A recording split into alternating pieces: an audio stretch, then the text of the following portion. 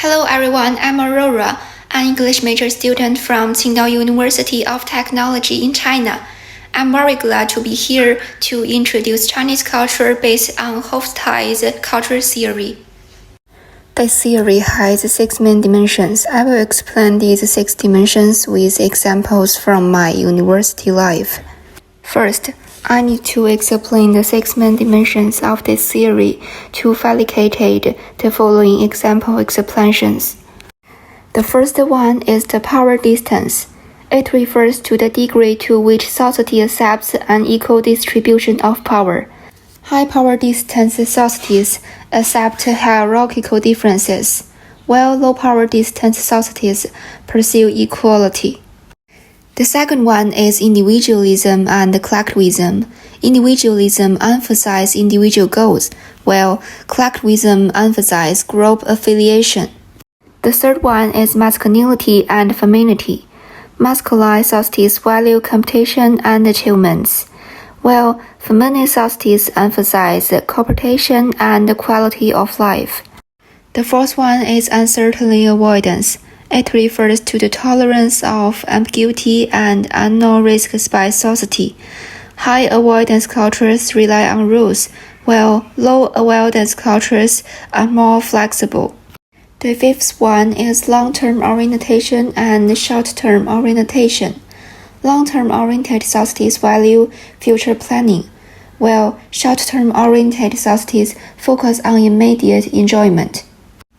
The sixth one is indulgence and restraint. Indulgent societies encourage enjoyment, while restrained societies limit desires and emphasize discipline. At 6 o'clock in the morning, I was woken up by the alarm clock.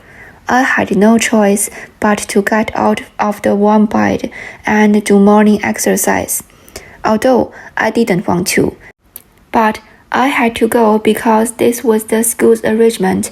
As a student, I should obey the school's arrangement. Otherwise, I would be deducted points and affect my final grade. This shows that China is a country with a high power distance index. In any place, there is a strict hierarchy system of power, and people with lower status have to follow the arrangements of those with higher status.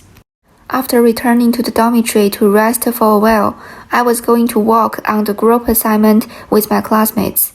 Today, I need to shoot a video assignment about traditional intangible cultural heritage of China. Our theme is kites. In Chinese universities, there are many assignments that require several people to complete together.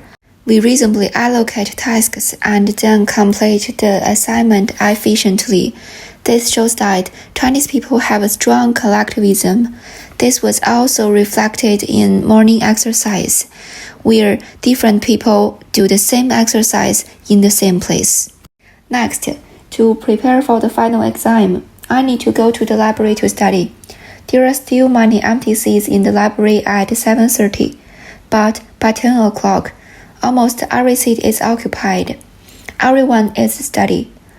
China is a relatively masculine society. The competition among people seems never stop.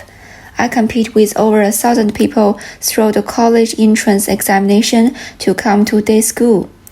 To see whose final grade is higher, whose height is taller, who is better, and whose life is more prosperous. However, the students in the library have different goals. Some are preparing for the final exam, while others are preparing for graduate school or national civil service. Why do they all take these 2 exams? Because these 2 directions are more beneficial for the future, and the surrounding sacrifices are worth it compared to the long-term benefits.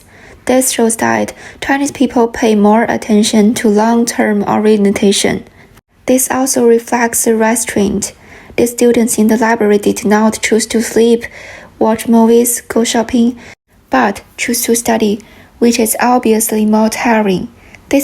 In the afternoon, it was my foreign teacher Lucas' class. In his class, we called him Mr. Luke or Professor Luke instead of simply calling his name Luke. He stood to give the lecture and we sat to listen. This was a sign of respect of the teacher and also an indication of a higher level of authority. At the same time, the tradition of respecting teachers and valuing education has been passed down from Confucius thousands of years ago. In the evening, I wanted to go out with my friends, but I couldn't stay out too late. This is not only related to personal safety, but also a school rule. I couldn't stay overnight outside and couldn't be in dormitory later than 11 o'clock. This was of course to protect the students, but such a stricter school rules and the mandatory compliance also reflect a restraint and a higher level of authority. After listening to the above account, I believe you have a deeper understanding of China. I hope this video can be helpful for your study of Hofstadt's words. Welcome to visit China. Thank you for your patience in watching. Thank you.